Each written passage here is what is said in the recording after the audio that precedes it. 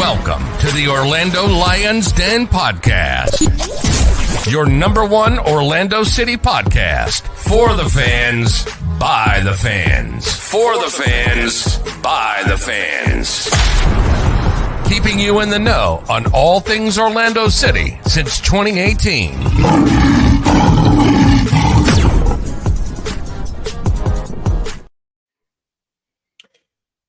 Hello.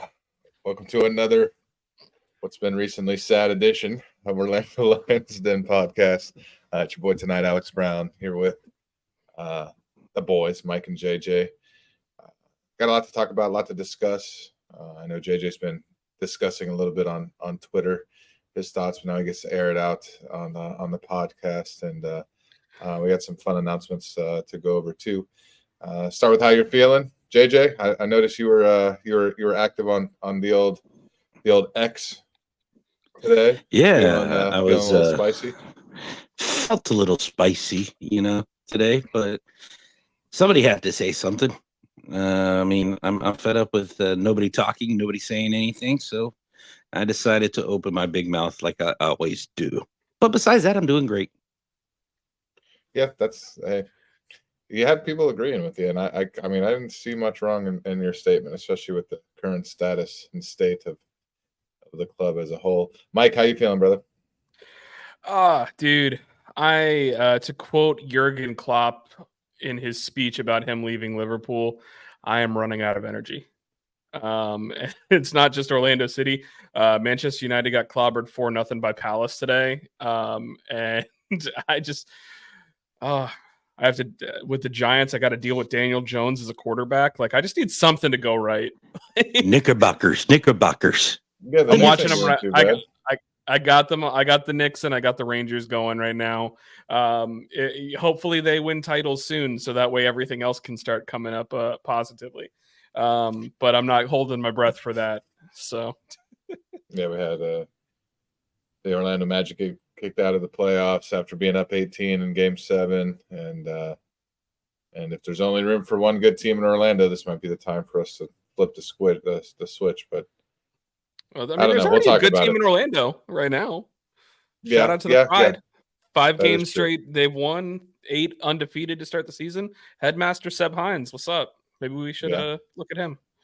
Yeah, that's all the room that we got for the Pride. So, all right, let's hit up with the sponsors first. First, we'll go with Leo and the Epic Mortgage Team, powered by U Mortgage.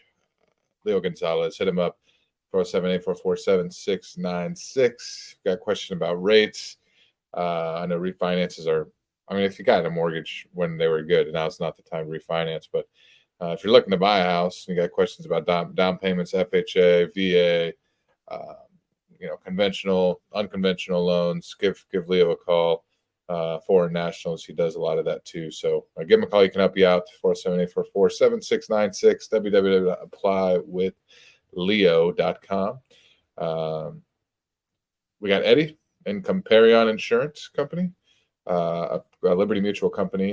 His parent company is Liberty Mutual. Comparion just means that he can shop around a lot more companies than Liberty Mutual, kind of like he compares them, hence the name of the insurance agency that he works with. If you're looking, got Rising House Insurance. I know I just quoted on my auto insurance. It was a joke how much more expensive it is nowadays than what it even was maybe a year and a half, 2 years ago. So if your insurance is going up and you don't know why, give Eddie a call and he can quote all that for you. Life insurance too. I got my policies through him. He can do it all. Give Eddie a call, shoot him a text, or shoot us a message on the pod account on any of our social media platforms. We also have the QR code on the video if you are watching via YouTube or Spotify. We got Field Turf USA. Field Turf USA, obviously an old partner of ours. We appreciate everything that they do, and all the cool stuff that they offer. And then Fubo TV. Scan our QR code. If you're getting Fubo TV, use our QR code, get you a nice hookup, and they offer a bunch of free stuff too. So check out Fubo TV with that. Good news is we just announced our watch party Mike, tell us a little bit more about it. Hourglass Brewery. We got a beer coming out in our name, or not our name, but with our collab going on, right? Yeah, pretty dang cool. Very excited about it. So Hourglass Brewing contacted us and was like, "Hey, would you guys want to do a collaboration together?" And we said, "Yeah, that sounds great." So we're making a beer. Probably talk more about the name of said beer when we get closer to it coming out. Real homage to the past of this show, so we're really excited about it. But we're going to be having the watch party on 6/1, 7 o'clock for a 7:30 kickoff for the game away against the Red Bulls. It's going to be at the Orlando location, which is at 2500 Curry Ford Road. We're trying to figure out some food truck accommodations if we're going to get anything out there. But we, as a pod, have worked away to get some stuff for giveaways, whether it be memorabilia, game tickets. We've even worked on some things for like pod branded stuff and like, you know, use some like trading cards and stuff, just little things that we can go ahead and give away. So want as many people out there. So tell your friends, come on out. It is absolutely free to attend. The beer is not free, but the more you drink it, the less your wallet's going to notice. So yeah, we got a lot of cool. We'll have a few bigger giveaways and obviously a lot of smaller giveaways that we're hoping to get everybody in the door with at least something to take home in memory of the night. We're gonna have some a good time, win or lose, draw. We're gonna have fun all together, and we thank Hourglass for putting it on for sure. Yeah, and one other thing too is the beer is also going to be available in on draft and in can. So if you end up liking the beer so much that you want to bring it home with you, you'll be able to. So that's also cool. That's cool. So come out and support us, y'all. If you've listened to the pod for a while, if you enjoy us and just want to hang out, if you hate the podcast and want to have a cool watch party experience, come out. If you just like the chance to maybe win some tickets or get to win a piece of cool memorabilia, come out. There's a lot of it's going to be available for everybody that's a fan of Orlando City. That's for sure. And there's going to be some good tickets available too, as far as I know. Yeah, good tickets and good things going. I got a few things up my sleeve. Oh boy, for the giveaways. So he's got things. Yeah, that was kind of a play on words there. But anyways, we'll move on. Let's talk about this. We'll come down a little bit and we'll talk about the 1-0 loss to Cincinnati at home. Obviously, the defending Supporters Shield champions, the only team that finished above us in the league last year, was a big match for me coming into it because of everything that has been going on. Obviously, want to see how we bounce back after the match, blowing the late lead, giving up the 2 goals against the worst team in the league last year in Toronto in the last 5 minutes. And as I say, it didn't disappoint. It did disappoint this week. It was maximum disappointment. Rodrigo Schlegel with just a absolute idiotic run of events and gets a VAR red card. We get called the purple team, and we're down to 10 men. And the only good thing about that red card is it wasn't also a penalty kick, but they scored in 17 seconds, so they didn't even need another goal for the rest of the game. They knew that we weren't going to score with 10 men. They knew we didn't really look too dangerous, and they basically did what most teams have been doing this year, and that's daring us to do anything. And we weren't up for the task. So the quickest goal we've ever allowed, just a few matches after the quickest goal we've ever scored, 17 seconds, and we're down 1-0. Just the most abysmal start that you can think of. Rod Schlegel goes down. Brekalo has to come in, coming off his little knock. Brekalo comes in, and Ojeda comes out, which a lot of people had some questions about that.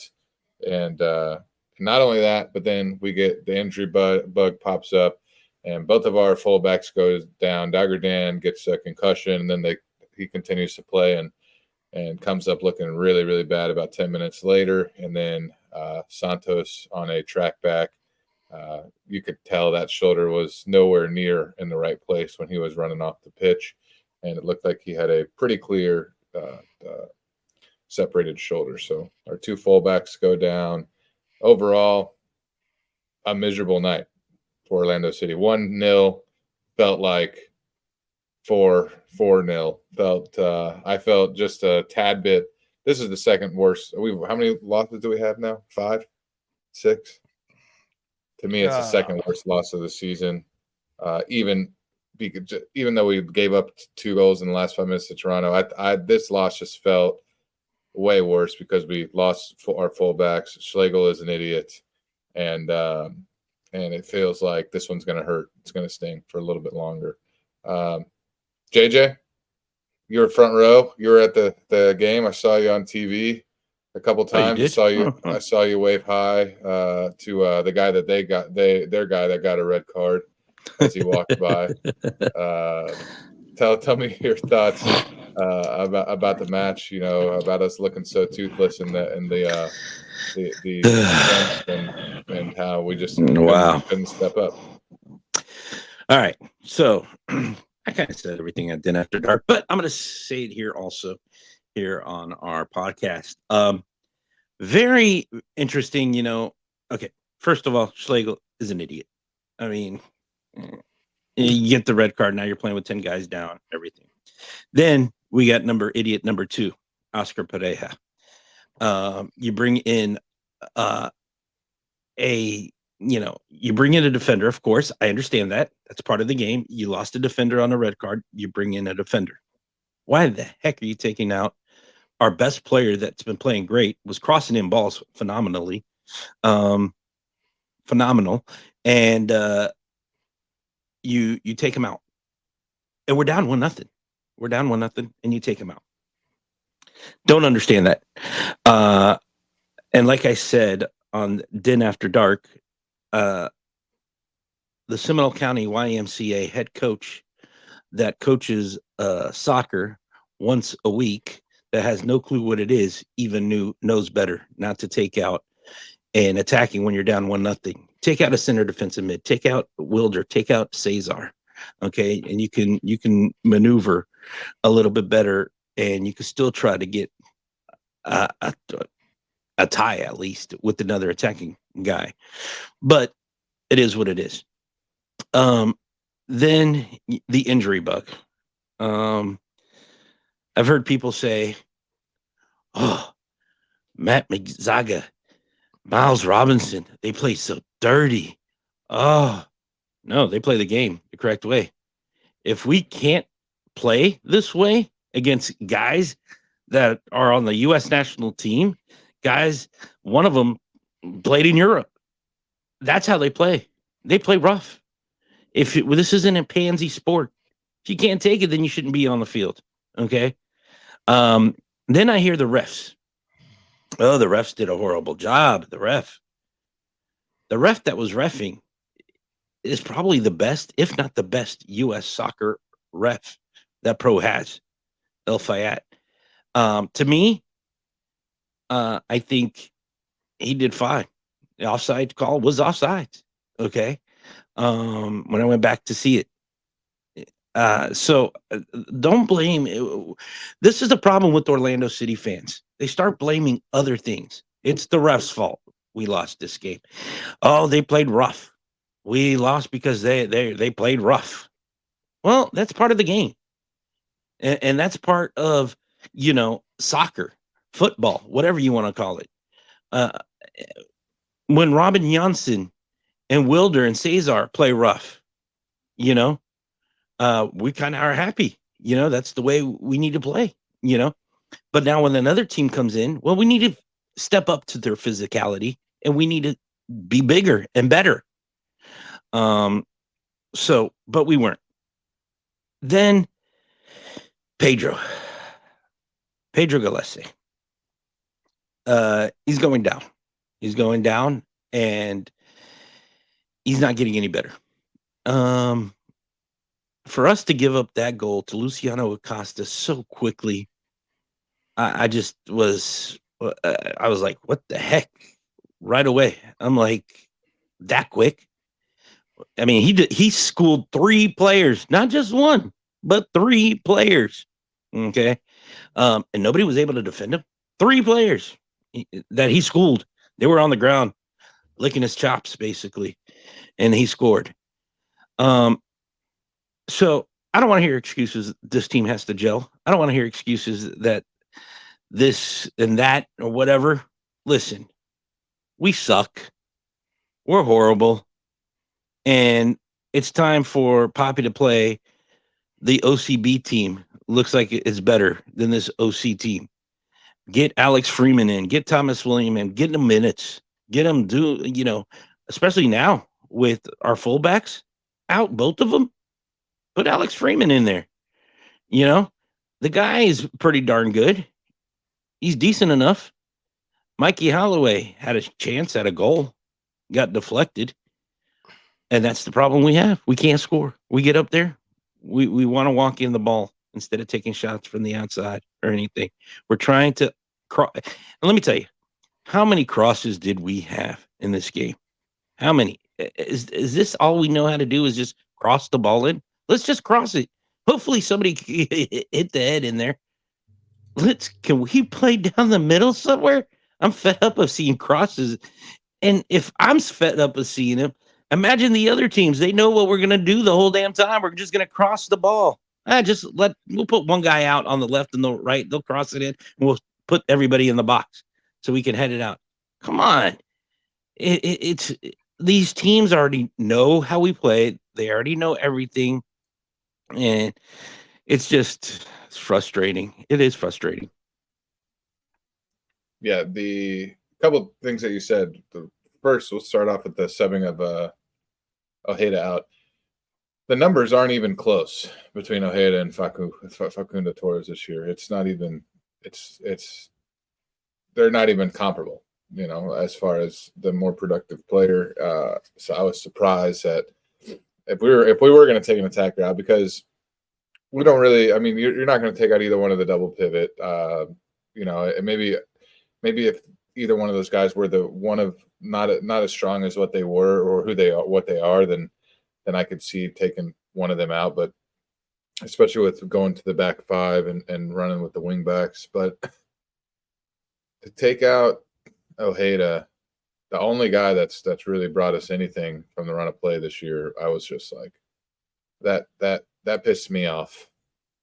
Just to put it blank, that really, really frustrated me. And like you said, JJ, I mean, if you're going to take out an attacker, right? You're not taking out Duncan, so you got three choices. Who's coming out? You got Ojeda, you got Angulo, and you got Facu. And to me, it's not even close. The guy that should be coming out. I don't care if he wears the number 10. I don't care that 2.5 years ago, on a boring transfer eve, he was linked to Arsenal through this tweet and that unverified tweet. I don't care. Facu has been god awful, miserable, terrible. And for him not to come off, I think that set the tone for the rest of the match. And that really frustrated me for sure. Hey, Facundo was playing? Yeah. He played in that game? I felt all season. Okay. I just was making sure. I thought he wasn't in the game. That's why they took Ojeda out.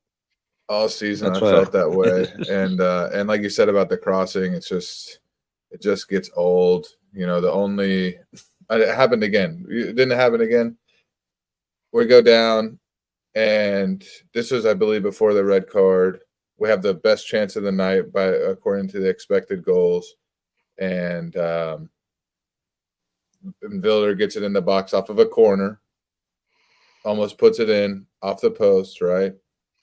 Doesn't go in, pretty close. Everybody gets rocking about it. Very close, right? And then we get another corner like 4 minutes later. And what do? Short corner. Give the ball away. Doesn't even get within 20 yards of the box. Now, the last damn corner you just had gave you your best chance to score in general. And the next opportunity you have to get a set piece just like that, you literally give it away. The team, to me, that's been the name of the game all season long. There's a lack of idea.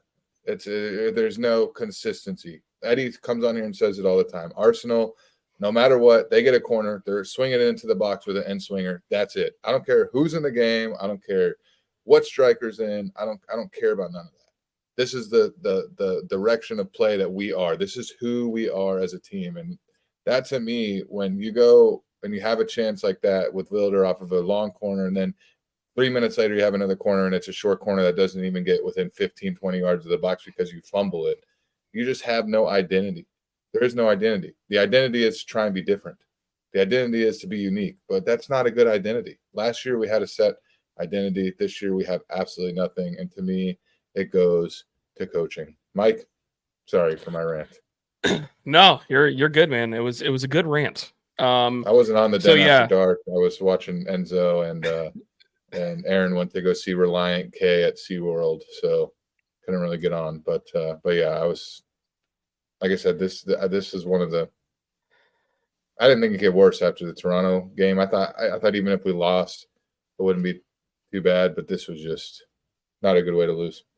You know, to quote Reliant K, I was really kind of hoping that this game was going to be my escape, and it just wasn't.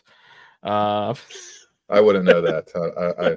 That's over my head. My wife would. Yeah, no, it's fine. I was definitely in youth groups in the mid to late 2000s, and Reliant K's Christian brand of rock was everywhere. So, but yeah, dude. So.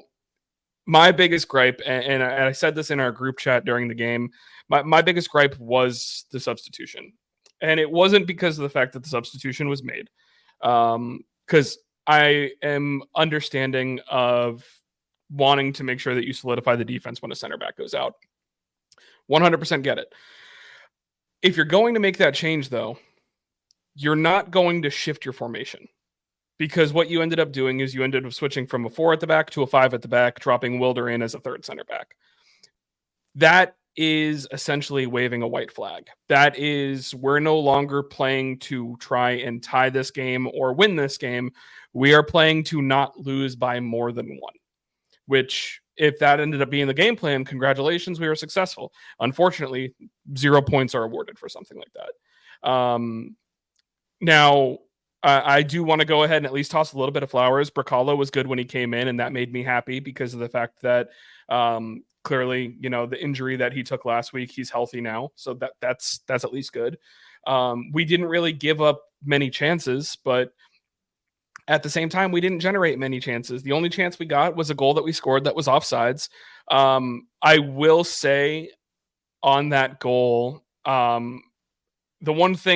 my one criticism of the officiating crew is that he blew the whistle before the play was fully dead. On goal scoring plays, officials are supposed to let the play continue and then raise the flag after the play is ended. The official was just a little bit too quick with it. And because of that, Elfath blew the whistle too soon. That's the only criticism I have. But other than that, I mean, I agree with JJ. Like, the officiating wasn't really the problem. I don't think that we really, did anything. I had a couple conversations with people where they were basically saying like, hey, look at all the crap that Miazga's doing on the field. And I'm just like, okay, he was whistled for one foul. Like, you want him to get a yellow for persistent infringement, but he had one foul. Like, if the referee doesn't see it as persistent infringement, yeah, you saw it from your seats, but like, you're not on the field in a yellow jersey with a license that says you're allowed to be making calls. Like, the referees don't see it. If the referees don't see it and it's not getting called, it's not going to get called. Like, that means they don't believe that there's a foul. And that's what Miazga's job is. He is notorious for getting under people's skin. And whose skin was he getting under? Someone whose skin it's notoriously easy to get under in Robin Janssen. Like, it's what is it? I'm trying to, irresistible force meets the unmovable object. Like, it's something was going to come down to between the two of them, and Robin Janssen was the one that didn't, that bit.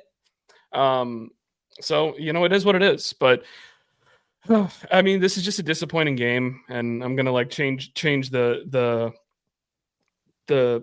Chiron at the bottom now, just because insult. It's one of those things. A 1-0 loss, giving a goal up in the 17th minute, and then losing a player to a red card is already bad enough. Losing 2 players to injury, who are your starting fullbacks, just made it significantly worse. You know, the loss sucked sucked a lot as it is, but now knowing that like Dagger's down, and I hope that he ends up being okay, because concussions are no joke. And the fact that they weren't able to diagnose him with a concussion with the first check, it's a little bit suspect, honestly.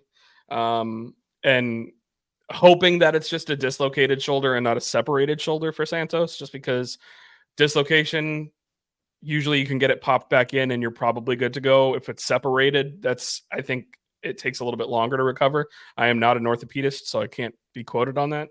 I'm just using my knowledge from being a football fan for all these years, where I see football players get their shoulder popped back in and then just go back on the field. But yeah, I don't know, dude. This is just this game was just one. If I could put one word to describe it, it's just frustration. Like, it is just a frustrating game to watch, and it sucked because there was even before the corner kick opportunity that you mentioned, there was a chance where we put in a cross and Facundo just overran it. He had a tap into an empty net, and it just went off the wrong side of his foot and went backwards. Like, you know, that's just the kind of season that we're having. I'm not sure if he's got the Y words like Pedro does as well, but I don't know what we're doing. I don't. I'm lost. Yeah, and you know, one guy having the Ys is one thing. When 5 or 6 dudes have it, it might not just be the players. It's, I guess, my face there that I have to give to. So, but yeah, that's crucial, having Dagger and Santos go down. 2 of honestly the best guys on the team for chance creation all year. Are 2, you know, the 2 of the main guys when it comes down to the back line. And we are going to play on the road at a Philly team that enjoys getting wide, enjoys attacking those fullbacks, and then we have to play at home midweek against Miami, and it doesn't look great for these 2 matches that we're going to discuss, or that we have coming up, and then you have San Jose, you know, going on the road, or on the road to San Jose next weekend. So we needed these 2 games. We needed results from these 2 games. We had a decent run of results before the absolute meltdown against Toronto, and then, you know, this match happened, and now we're at 9 points through 10 matches. A drastic decrease from last season's horrible start that we had, and I know we're 5 points out of the playoffs, or, you know, I think that's actually from the play-in. I think we're 7. No, we're still 5 points from the playoffs, but we're also, I think, 2 points from the Shield. From the spoon. So opposite the Shield. 2 points from the spoon. So it's you know, it's not a good start to the season. And we're almost we're over a quarter of the way through. It's not good. Change has to come. I don't see. I told you I wouldn't say Poppy out, but I don't see him lasting past this week. If he doesn't get a massive result, I think the way that the team's lined up right now, we're going to get absolutely just dusted on in the next 2 matches. Can you say that again, Alex? What'd you just say? I'm sorry that they change, but I wouldn't be surprised if the next time we did or in two pods from now, we're talking about who's the next coach of Orlando City, because interesting. Okay. Poppy doesn't survive another 5-0 loss to Miami. Doesn't happen. Won't happen. And if he does, I got big problems with the franchise. Now, if he comes out and he does something different, and the players come out and somehow we can string together even like a competitive 2-1 loss or something against Miami, you know, with Mikey Halliday and Kyle Smith at fullback, sure. But the way it's looking right now, the way Miami's looking right now, they just beat the doors off the Red Bull. That Argentinian number 10 had 1 goal and set a new league record for 5 assists in one game. So, you know, I don't see much. I hate to be the bearer of bad news to people that are like, be patient, but you can't have 9 points through 10 games and then, you know, probably lose to Philly. And then if you get shellacked again by your rivals, this time at home, I don't know if Poppy's going to be making the long flight out to San Jose next Saturday. Yeah, and I was going to end up adding like a little bit of a stat here, but now it's kind of just, I think we're past the point of me being able to add it. But you're right. It's like, and I know a lot of people like to go ahead and say, oh, you guys just want people to, you know, lose their jobs or something like that. No, nobody wants anybody to lose their job or their livelihood. We would never want that because we wouldn't want anyone to wish anything like that on us either.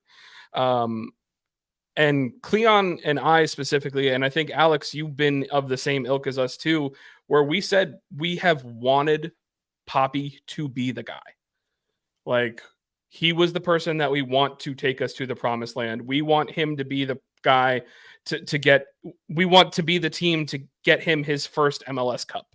You know, it's just at this point, the leash is getting shorter, and I just don't know if there's any more that things are going to be held on. And I know everyone wants to go ahead and say, well, point to last year.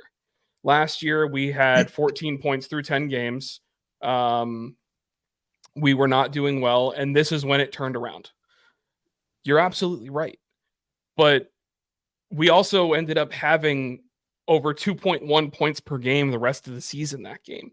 Or 2.1 points per game for the rest of the season, which is an unheard of number.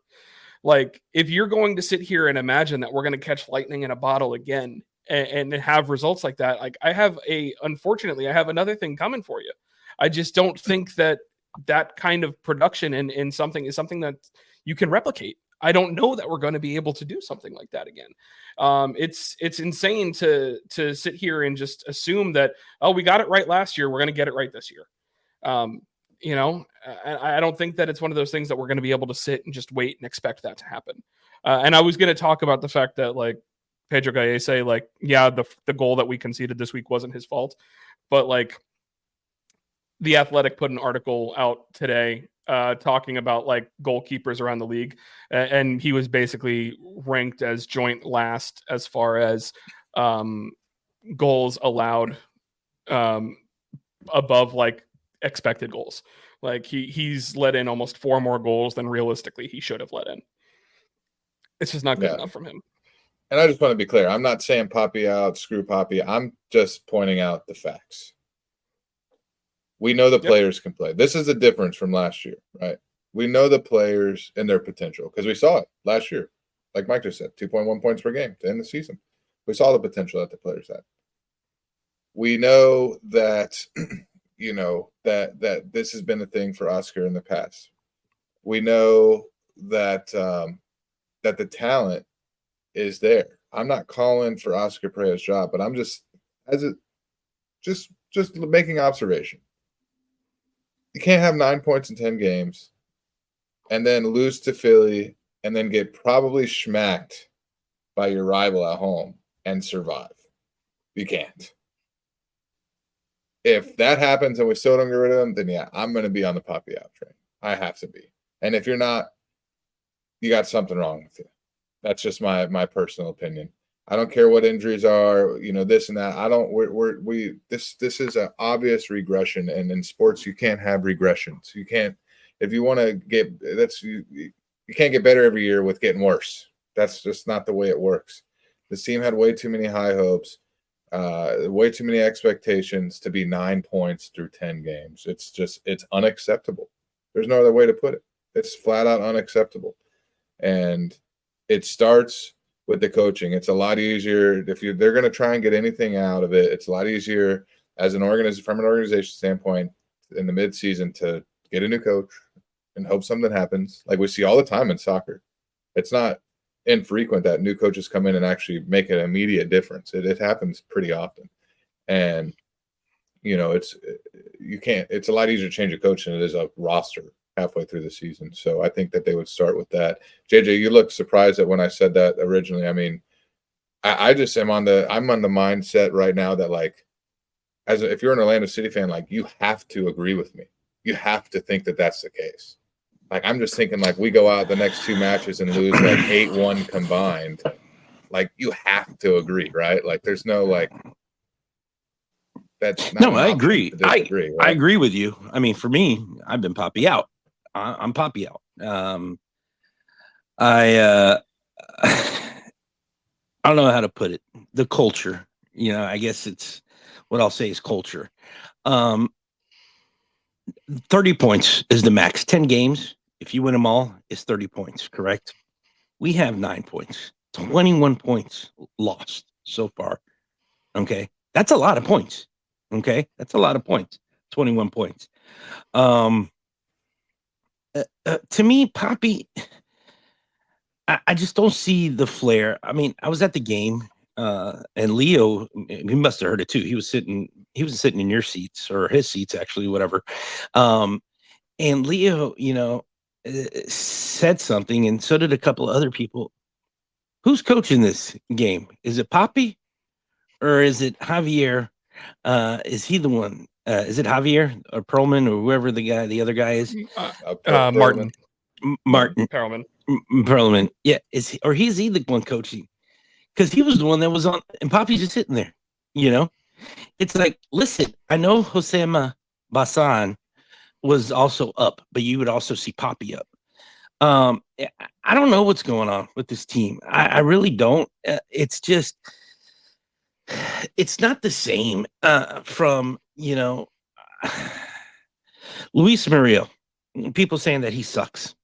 And I brought this up a little bit on Din After Dark. If you put him in Miami or you put him in Atlanta, LAFC, or another system, do you think he'll suck? Or would that coach put him to maybe put him to where he needs to play and everything? I don't think he's washed up. I mean, I really don't. I just feel like he's not playing to his potential because of the coaching, because of what the coach wants him to do. And I don't know if it was you that said it, Mike, on Dead After Dark. I yelled it. I know what you're going to get to. Is it, when he signed, is it, is that the contract that, when they went to go get him, was it when they said, hey, Luis, we want you in Orlando, but you're going to play this style? And he was probably like, hey, it's MLS, and maybe I could play this style. Okay. Which is I can play everywhere, because MLS is the league that you come and you retire and you could kick butt as an older. Look at Zlatan, look at all these guys. Or was it that, hey, Luis, you're going to play striker, your position. But when he gets here, it was totally different.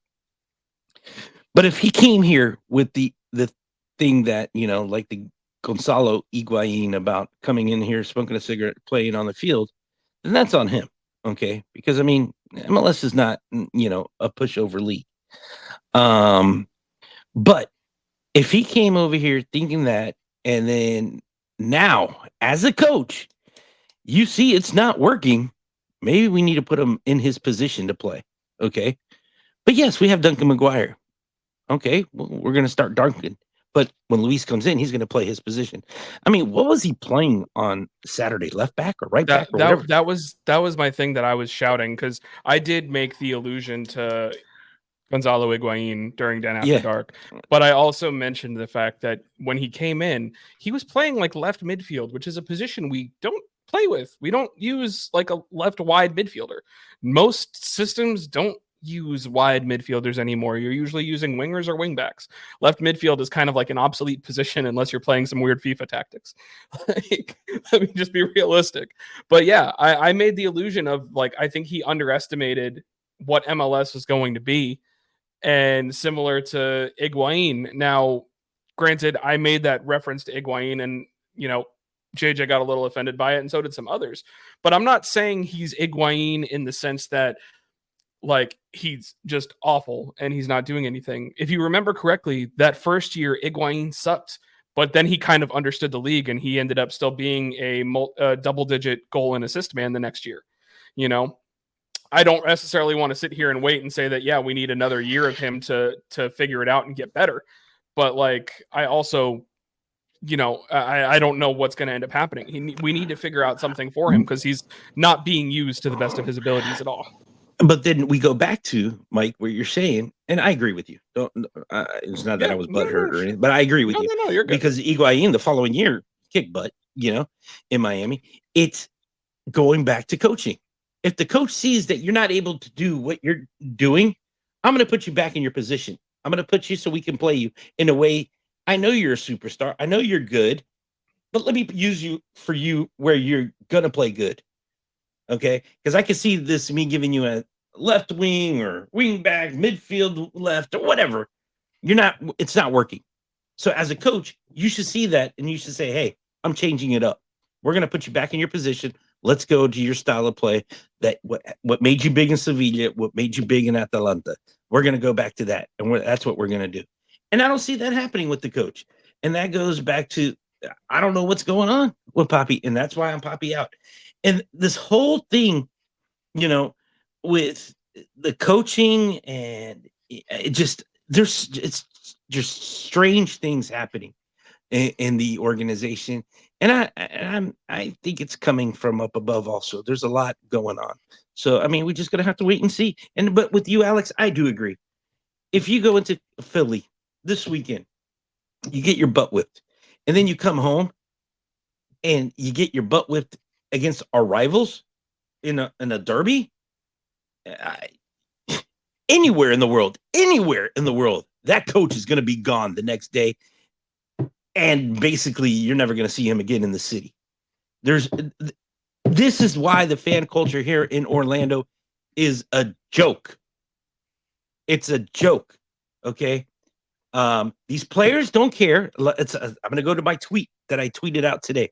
These players don't care. They're not here. They're here to get that money. Life, football is like life.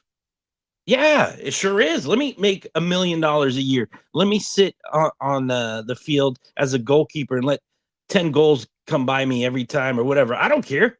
I'm making $1 million. But Joe Small, who's making only $30,000, that's buying tickets, okay, for a season ticket because he has a passion and loves the badge and is a diehard Orlando City fan. He's struggling because he's trying to come to the games because he loves Orlando City. He ain't making $1 million. So don't tell me football is like life. Okay. Football is not like life. All right. And there's something going on. We need our fans to stop. Okay. Being what they are. Every time we lose, there's excuses. We got to stop with the damn excuses. Okay. Should be no excuses. We're here for winning. We're here to win stars. We're here to win, play for the badge. And we're here to be champions, not to freaking, oh, sorry, Sonny, you played bad, but we'll get him next week. No, that has to stop. And the players see that, and they don't care. They don't care because in a year or two, they're gone. Mauricio, bye-bye. See ya. He's already in Uruguay. Does he even think about Orlando City? Probably not. Whatever happened to Matias Perez, Darwin Surin? Do those guys even care anymore about Orlando City? But when they were here, they did. They don't care. But our diehard fans that are pouring the money in, giving everything they have, some of them can't even afford, they're paying tickets and can't even afford it, but they're still paying for it. And they're the diehard fans. And they're going to be there until they die as Orlando City fans. Okay? Those are the ones. So I'm done with my rant. I agree, JJ, and a lot of people we give away. We're able to give away 2 tickets this weekend, and it's made a dad and his son made their night, and then they got to go see that performance on the pitch. Probably somebody that can't go to a game every week, and there's a lot of people that are like that. And then when they do go, that's the product that they see. It's not about always, we need a sold out stadium, but what about the people that are there? What about the people that do show up every week? What about the people that give it their all and in the wall and just around the stadium? I go and I see the same people that are there every single game, and I'm not there every single game, but every time I go, there's the same people, and then they got to deal with all that nonsense. So to answer the question on the bottom of the screen, what needs to change, I'll tell you, the first thing is Facu needs to go to the bench. That's just my opinion. I don't care how you set up the 11. All I know is Facu's on the bench, period. End of story. You want to mix stuff up, figure out another 11 to start. But Facu's on the bench. That's it. That's what I would change. If Poppy wants to save his job, he's got to do something radical. And to me, it's not even that radical right now to bench Facundo Torres. I don't even think he's a top 40 winger in the league right now. Not player, the winger. I think we can go to other teams and get guys that are on the bench, and they'll play better than Facu right now. Guy's been just miserable, and that's putting it lightly. So he's got to be on the bench. That's what needs to change, in my opinion. Mike? Yeah, and for me, it's too much to really answer, because it's realistically a little bit of everything. Like, and I'm going to speak in generalities here because I don't know all of the specifics of every situation that's going on, but I know that supporters groups in the front office have been having issues. Supporters groups have been having issues. Players are not playing well. The tactics have been struggling. From a standpoint of everything, things are not good. There's things that need to be improved legitimately everywhere. So as far as what needs to change, everything right now. Nothing is currently in an area where I feel like it's as good as it can be. And that those kind of things we can still improve upon that, and things can get better. But it's one of those things that I'm not going to. We could go out and get a 4-0 win against Philly. Not that I'm predicting that that'll happen, but we could go out and get a 4-0 win against Philly, and I'm not going to sit here and feel like, whoa, okay, things are turning around. I'm going to need to see more. It's not something that I'm going to go ahead and see like one result and just everything's going to be hunky dory. Like, we're at the point where we're too far gone now to where I think that just one thing is going to change it. There's a lot of moving parts on things that are not going great for Orlando at the moment. So it's going to take a little bit of time until I feel like we're there. All right, we'll move on to stock up and stock down. Anybody have a stock up? Does anybody? Stock up to David Bracalo's calf and or thigh or hamstring, whatever it was that he hurt. Stock up to that for a speedy recovery. Yeah, I'll give it to Vilder because he had to move to center back and he didn't look bad. He actually looked pretty good in that role. The guy can play anywhere. I appreciate him. The talent's there. We'll say that over and over again. We know we have the talent. That's just my opinion from what I think. Even when you look at a guy like Muriel, you can't say the guy's not talented the way that he plays. So that'd be my stock up. Stock down is everybody else. I'm going to be a little bit creative with my stock down, and this is just me going to get on a soapbox for half a second. I promise only a half a second. I'm not going to go ahead and make this a super duper long episode. But stock down, I'm going to go ahead and give to the independent physios and the medical training staff. When it comes to concussion stuff, that crap is very scary to see a player who they came on to check him for a head injury, checked him out, and then 10 minutes later, he collapses due to said head injury. Has to be better. I know Taylor Twellman is a very, very big advocate because that's what ended his career. And, obviously I've seen the effects that head injuries have on people throughout other sports. We see how it can affect their career, their livelihood, their longevity, and their stability, mental stability as well. So that has to be better. And that's something that's not just necessarily on us, that's league wide. So that's me being on a soapbox. Head injury, concussion protocol is no joke. It needs to be taken more seriously so that way we could avoid what we saw on Saturday. Yeah, Dan's probably going to be gone for a good amount, and he's our most important player. At least one full week, I would assume. So, my stock up to the fans that are finally opening their eyes. Those are my stock up to the fans that finally are seeing what's going on here in Orlando City. They're finally opening their eyes. Stock down to the fans that still have their eyes shut and that still don't see what's going on. Oh, man. So my stock up and my stock down. There you go. This is my reminder to all of our listeners that are still here with us. JJ does not speak for everyone on the podcast. We love you and we appreciate you if you are still not on the Poppy Out train. I speak on my part only. That's it. And that's darn right. That's another thing too that's important is we're all our own people. One of us does not speak for the pod as a whole. We're all allowed to have our own opinions, and that's part of what makes us great. Amen. Yeah, that's why we've been doing this so long, and we all coexist, and we appreciate each other's opinions and influence each other's opinions, and hash it out. So it's good to have. I wouldn't go as far as JJ, but like I said, if we pod before the Miami match, then maybe. But literally, I mean, if we go 2 games and it's ugly the next 2 matches, JJ's going to be right. And that's just what it is. And if he's not, I mean, I think everybody will be on the Poppy Out train. There's not going to be room for patience if you get destroyed by your rivals. That's just my opinion. Alex, let me just say one thing. Alex, hold on. One thing. Mike hasn't been around. This is what, your second season, Mike, with us, I think. Yes. Second or third or something like that already. But Alex, you've been around me since day one.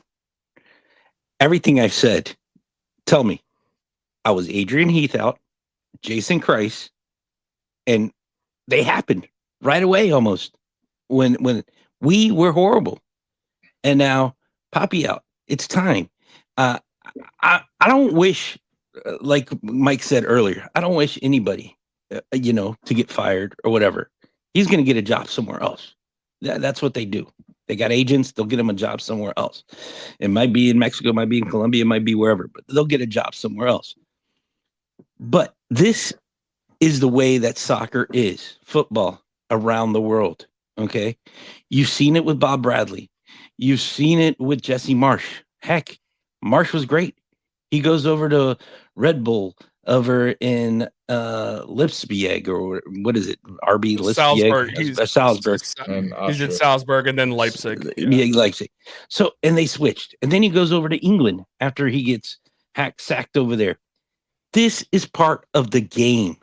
It's very rare that you'll see a Sir Alex Ferguson, Arsene Wenger, that are head coaches for 30, 40, 50 years. It's very rare. This is part.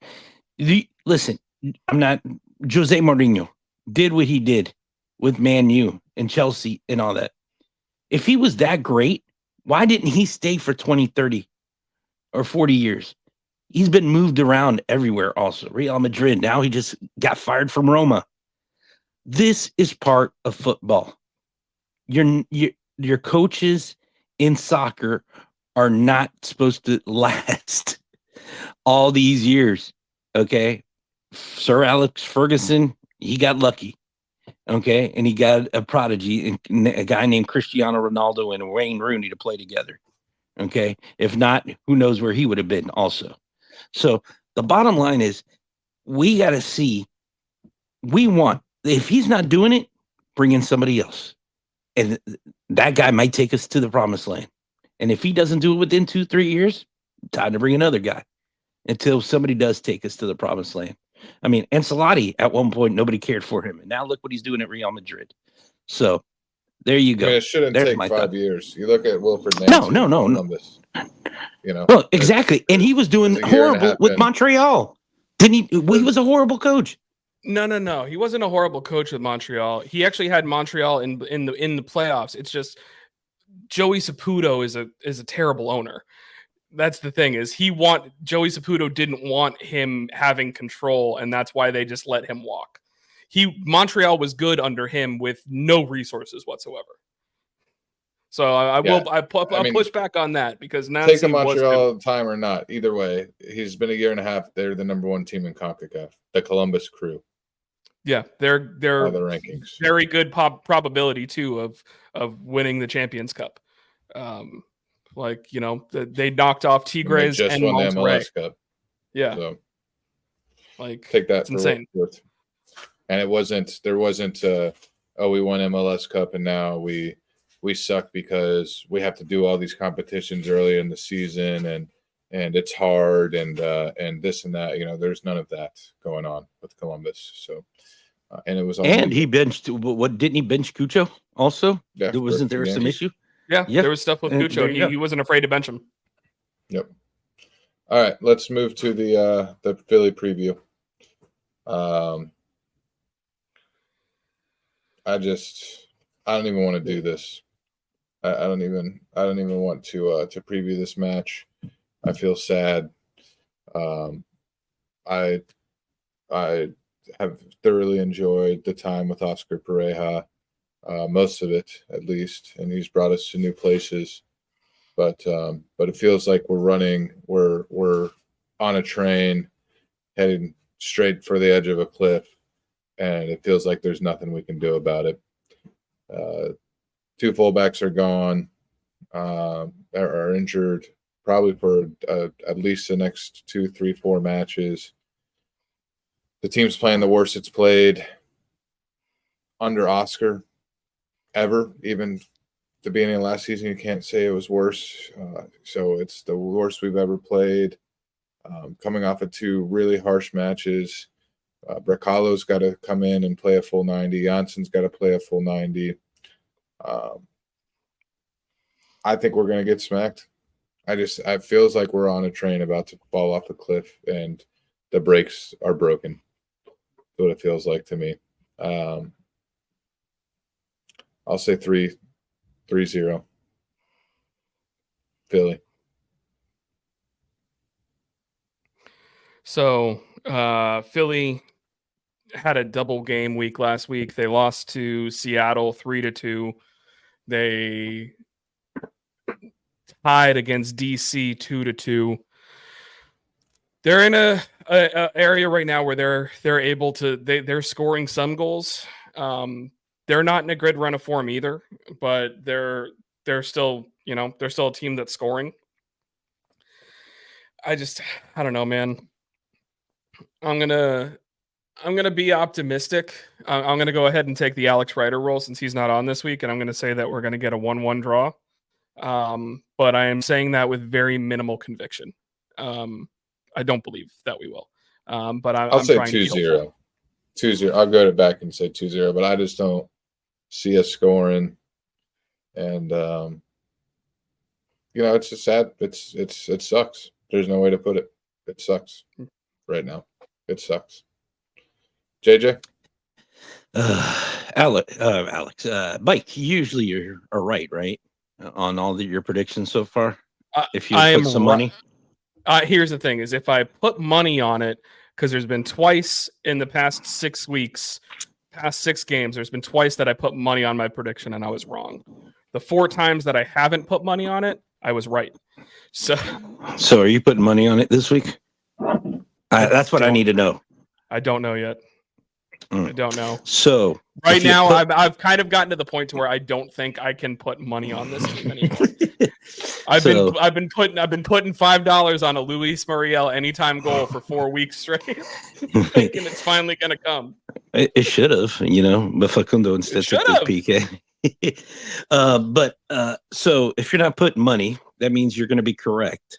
So I'm going to go with yours, a 1-1 tie also. But if you do put money, Orlando's going to lose. I think a 1-1 tie probably saves Poppy's job for now, no matter what happens in Miami. But I don't know. Feels like at home against Miami.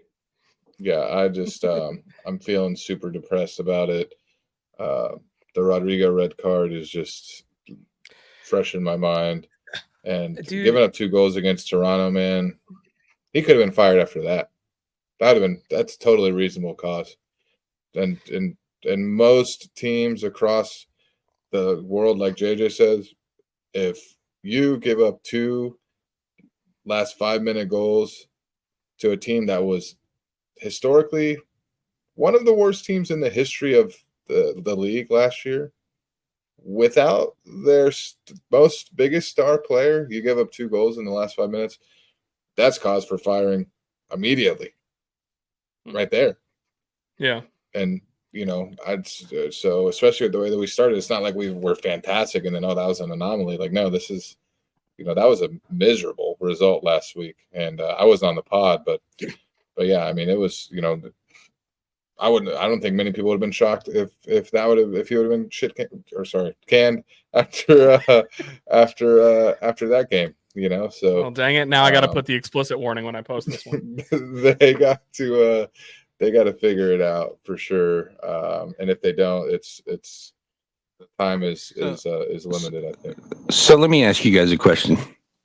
Now it's my turn to ask you guys a question. Is there friction in the organization?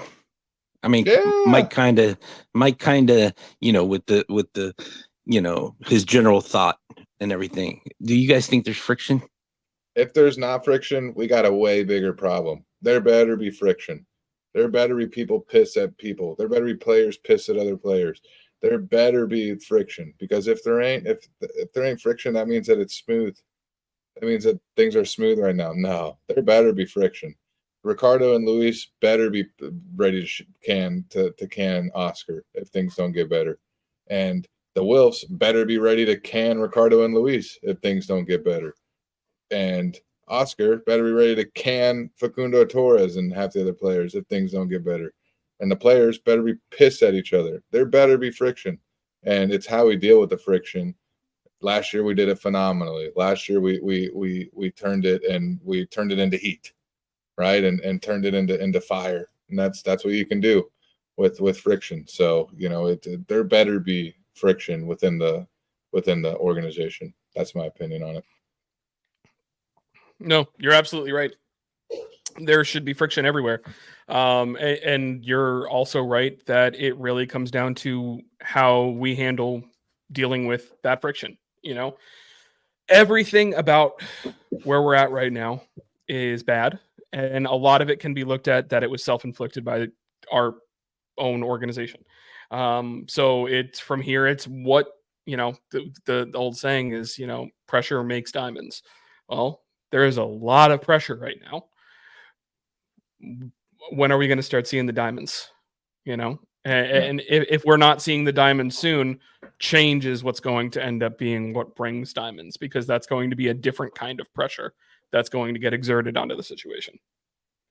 Yeah, when you're in the woods and you're grinding 2 sticks together to make a fire using that friction, right? You either get the spark or the sticks break. We're close to one of those things happening. Yeah. And my next question to you guys: were we better with Flavio or the Wolves? So that's a loaded question. And I know that we've had that discussion a little bit, and I'm going to say that we are not better with Flavio. Because yes, Flavio wanted to win, but Flavio also, he didn't put the right people in charge for our team to be successful.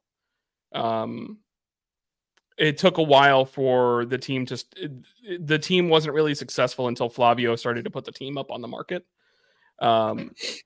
So I don't really look at any success that happened under him as something that was his doing. It was people that he put in charge at that point to help facilitate the sale that got us to find success. But I also think that we're under the verge of a new era here, because you got to remember, all the people that we have in charge right now were not people that were appointed by the Wilfs. So if changes do happen where they decide to change the entire front office, We're going to be looking at them putting their people in charge to see how they want to run a soccer organization, which, coming from people that know football, is going to be interesting. So my answer, JJ, is when you work for like a super small business and like the owner hires his son and his son's always late, and then the owner doesn't really care because it's his son, so like things slide and there's like this buddy game, like that was Flavio. And then now you go from that to like working in corporate America where it's 50,000 people are employed and nobody cares about you. That's the Wilfs. So both of them suck. All right, good point there. Very good point. I just wanted to know. I just wanted to throw it out there. I mean, my thing is I agree what you're stating there. Both of you are stating. But at the same time, like the Alex Leitão and others, they ended up going to other teams, down in Brazil in the first league. Alex Leitão is down there right now as the CEO of a team. Other people it's both. I mean, there was good with Flavio, but so far in the 2 years, 3 years that, right now with the Wills so far, I haven't seen anything that's making me, to me, Wilfs is more except marketing. Marketing's the best thing so far. The Wilfs have been more disappointing because when you have a family that's worth $4, $5, $6 billion buy your team, you expect these at least 10, 12, 14, at least one of these high dollar transfer guys coming in that you're going to pay a huge salary to. And they've owned the team for 3 years now. And we haven't had a single one. So that's super disappointing. I'm going to actually adjust my answer and say that the day that you see me going to bat for billionaires is the day that I'm dead. Yeah. That's true. Hey, they saw Nico. Which billionaire do you like better? All right. Shout outs and then we're out of here. Anybody have one to start? Shout out to the Orlando Magic. Great job, great season. Even though they came up short, almost took it all the way to Cleveland, Game 7, and could have taken on Boston, the Celtics, and may have beaten the Boston Celtics also, because it seems like Orlando has Boston's number. But shout out to Dwight Howard, man. I got to give him props. He was hated here in Orlando. Comes to Orlando, Game 6, pumps up the crowd. Him and Rashard Lewis. Props to him to come into town and do what he did. So definitely props to that, and to the Orlando Pride. Good job, girls. And how many coaches did it take to finally get the right coach in there? But they finally got it, and they had a superstar team. Alex Morgan, Sidney LaRue, Martha, and they were never able to do anything. And now Seb Hines comes in; he's doing a great job. So good job to the Pride. And we're at an hour and 8 minutes, so we must have lost the game. Shout out to Boeing. They're shooting a rocket tonight with 2 astronauts on it. So if you go outside, boys, in the next 20 minutes, I believe it's going out. I thought they scrubbed it. Oh, they scrubbed it? Oh, thanks. Yeah, Shout out to Boeing for still sucking. Typical. I went flying today. There was like a bunch of areas I couldn't fly in because I had a TFR and temporary flight restriction like halfway across the state for this launch, and all that for nothing. They suck. Shout out to them. I was also going to shout out the Pride. Could have been a really, really disappointing weekend in Orlando sports with the Magic getting bounced from the playoffs and Orlando City losing, but at least the Pride turned it around and got a win. So shout out to them. Also, I was going to go ahead and shout out my Knicks, not for just winning tonight, but also I had a bonus bet through Hard Rock that just cashed because of it. So turned no money into $43. I'm not mad about that. Nice. You can never complain about that. I definitely got to give props to Jalen Brunson, man. That guy. Whew. Whew. I've been stuck listening to people saying he's not a superstar, and I'm just kind of sitting here. I'm like, I don't know what game you are watching. He had over 40 again tonight. So I would love him here in Orlando, man. When they traded Yeah. him, people did. Jalen's not going to do good when he came from Dallas. Oh, You will get Trae Young here, and you will like it. Oh, I know. Or yeah, even Kyle Thompson. Or I don't mind him either, Thompson. Yeah. Well, we see we'll be on the Den After Dark. Once again, want to repeat and shout out Hourglass for giving us this opportunity to have the watch party, get a beer, in collaboration with the pod. So I hope everybody comes out. I hope we can get a good amount of people there. I know I'm going to drag all my friends out and make them feel bad if they don't want to come. Yeah, and you guys can come out and argue with me. There's an opportunity. Come and talk to me. We could have a nice conversation. Yeah, Believe argue me. with JJ in person. We'll set up a booth for it. Yes, and believe me, It's fun.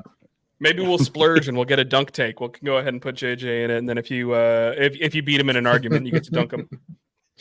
That would be hilarious. Yeah, I think it's going to be a fun night, and hopefully we turn it around before then. But we'd like to see all you guys out there, as many of y'all that can come. Clear your calendars. June 1st, 7 p.m. Kickoff at 7:30. Come enjoy our beer and watch the game. It'll be on the TVs, and we'll have a good time while doing giveaways and all that fun stuff. So we appreciate you guys for listening. Thank you guys for sticking with us for an hour and 11 minutes. And we'll see you on Saturday on the Den After Dark after Philly.